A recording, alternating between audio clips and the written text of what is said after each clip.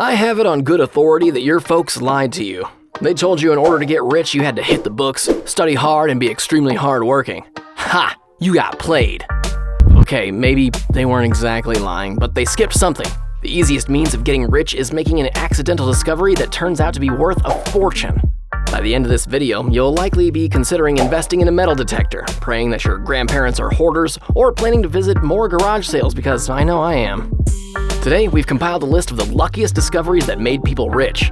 We are very tempted to tell you about Brian Fire, who accidentally found 13 bottles of 1917 whiskey that were valued at $2.6 million in his attic, but we won't because, well, he decided to drink it with his friends and not get rich, so you know he didn't make the cut. Way to go, Brian! Now, let's meet some of the luckiest people in the world.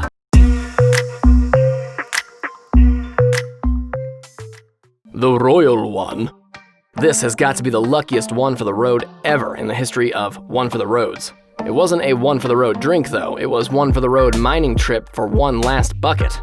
Our number one lucky discovery was made by a miner named Bobby, who sold his mining equipment to his friend because he was going through a rocky patch. He went for one last mining trip, and that's where he mined the Royal One. 2 years later, he discovered the rare 306-carat black opal after drilling at it. Now this is where we'll talk about his Smeagol-like tendencies. Remember him from Lord of the Rings? Well, instead of Bobby hurrying to get it professionally looked at to ascertain its value and possibly auction it off for some cold hard cash, he kept it under his mattress for 12 more years. See? Smeagol. According to him, he didn't want to entrust his precious stone to just anyone. He wanted to find a trustworthy guardian, and he did in the person of the opal-focused jewelry designer, Catherine Jeter. The opal is estimated to be worth $3 million, and they say mining isn't a lucrative business. Type 57S Atalante. Do you have a cranky old relative? This next story will teach you to be nice to them because you don't know what limited edition Bugatti models they have stored away in an old garage that contains other luxury cars. Seem too far-fetched? Well, it actually happened. Harold Carr's nephews and nieces had the most pleasant surprise of their lives when they went looking around in their late uncle's Tyneside garage. They didn't meet a garage full of old dusty tools and beer bottles. Turns out those can only be found in my Uncle Jim's garage. They found a trove of classic cars, a Jaguar E-Type, an Aston Martin, and the star of the show, a limited edition 1937 Bugatti Type 57S Atalante in tip-top shape. If you're wondering just how limited edition this Bugatti is, it's one of only 17 in existence all over the world. Did your jaw drop? Good, so did ours. It was sold for a whopping $4.4 million. But seriously, be nice to old people, $1 million inheritance or not. Do you know anyone who inherited $1 million fortune? Let us know in the comments below. Authentic paintings. When it comes to paintings, there's a very thin line between originals and fakes. This is evident in the story of the Norwegian industrialist Christian Nikolai Mustad, who, on the advice of Norwegian art historian and conservator Jens Thies, purchased a painting that was said to be a Van Gogh original. Later on, he was told that it was a forgery. Thankfully, he didn't destroy the painting, he just banished it to the darkest corners of his attic where it languished for 6 decades. Okay, maybe I'm being a little melodramatic, but you get the point. After his death, his descendants discovered the painting and had it examined. Guess which painting turned out to be the first full-size painting by Vincent van Gogh since 1928? You guessed it. The one that was said to be a fake, it turned out to be the 1888 landscape Sunset at Montmajour. According to Theo Miedendorp, the painting was hard to identify because it was done at a transitional moment in Van Gogh's style. The painting is estimated to be worth as much as $50 million. A violin from the Titanic. We are very tempted to discuss the epic Jack and Rose scene and how the rift was big enough to... Nah, never mind. That's not what we're here for. This is another love story from the actual Titanic that made one lucky person rich. Wallace Hartley, the legendary bandmaster for the RMS Titanic, who gained popularity for playing to the very end along with his bandmates, was awarded a violin by his girlfriend, Maria Robinson. The pair had just gotten engaged and the violin was an engagement gift. Sadly, we all know how that story ends.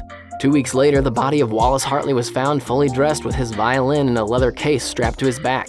The violin was returned to his girlfriend, and after her passing, her sister handed the violin to the Bridlington Salvation Army. From there, it found its way into the hands of the luckiest person in this chain of ownership. The luckiest owner authenticated it, and when it was confirmed to be the violin from the Titanic, it was sold for a whopping $1.8 million. Ooh, that is one expensive instrument. A singer, Reg Moras, witnessed the auction of the violin and wrote a song about the story of the violin. song was titled, the band played Sweet Marie. I bought my love a violin to calm the waves of the stormy sea.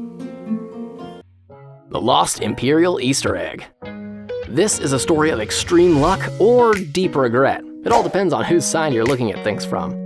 Of course, we're looking at things from the side of the lucky man from the Middle West who purchased what appeared to be just a beautifully decorated golden egg with a clock in it and a stand that resembled a lion's paws. Based on its intrinsic value, the egg was sold to him for $14,000, and he planned to melt it and make a $500 profit. However, it seemed like he overestimated the value of the egg materials. One night, this anonymous scrap dealer, out of frustration, went on Google and searched Egg Vacheron Constantine, because the name was engraved on the clock contained in the egg, and that's when he made the amazing discovery. He decided to get it professionally looked at, and he discovered that he had unknowingly purchased the third Imperial Fabergé egg.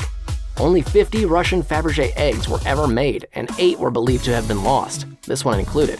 It was presented to Tsarina Maria Feodorovna by her beloved husband Tsar Alexander III as an Easter gift in the year 1887. It was eventually purchased by a private art collector for a whopping $33 million. That's a lot of $500 combined. It must suck to be the dealer who sold it for just $14,000 though, but oh well.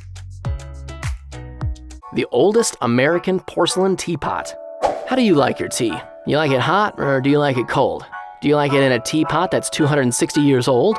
The moral lesson of this story is, become a potential hoarder. Buy stuff from random auctions that look questionable because you never know which piece of history might be hidden in plain sight. How much would you pay for a teapot with no cover and a cracked spout? Well, this lucky man paid 20 bucks. He bought it in the year 2016 at an online auction in Lincolnshire, England. 2 years later, it was auctioned off by Woolley and Wallace to a dealer who was bidding on behalf of the Metropolitan Museum of Art in New York. It was sold for an amazing $800,000. We have no idea why it cost so much, but according to Miss Freyling Huysen, the teapot's use of local clays represents the entrepreneurial spirit of 18th century America. So maybe that has something to do with it. The house with coins in its walls. What childhood rumors do you remember? The lucky people in this event remembered a childhood rumor about their parents storing loose change in the walls, because who needs a piggy bank when your house has got walls, right? The family members reached out to Jeff Biddleman, the owner of Rare Collectibles in Johnstown, Pennsylvania, and asked him to help them search the abandoned house that used to be their childhood home. At first, he found a bag of coins, and then the homeowner's daughter let him in on the family rumor and he found a hole in the wall. That's when it started to rain money. Well, coins, but money nonetheless. When the coins were counted, they amounted to $8,500. But because of the rare collector's items that were found among the lot, the actual value of this coin stash was $200,000. Now that's what we call an inheritance. Whale vomit. What do you go looking for when you take trips to the beach? Charlie Naismith, an 8-year-old boy from the UK, went to the beach with his father. Surprisingly, he didn't go prancing around with a metal detector. Instead, he found a yellowish beige rock with a waxy finish that felt smooth and had a nice smell. So he took the rock home to his dad. A few Google searches later, they both confirmed that what Charlie had found was floating gold, also known as ambergris. It turns out not all gold is metal. Some come as sperm whale excrement that is initially foul-smelling and floats around the sea before later becoming solid and sweet-smelling after exposure to oxygen and sunlight. The 600-gram lump of ambergris was estimated to be worth between $40,000 to $65,000. The lucky finder of this rare perfume ingredient declared that he would use the money he makes from the sales to open an animal shelter. What would you do if you stumbled upon this type of money? Magnolias on gold velvet cloth. At this rate, I think I need to befriend an art expert. The rate at which original paintings are being accidentally discovered and enriching people is alarming. One of the artists whose works have a reputation of being suddenly discovered and making people rich is Martin Johnson Head. This lucky middle-aged Indiana man played Masterpiece, a board game about art. He saw an image of a similar Head painting, and this reminded him of a painting that he had covering a hole in the wall at home. He got curious and had it checked out by an expert.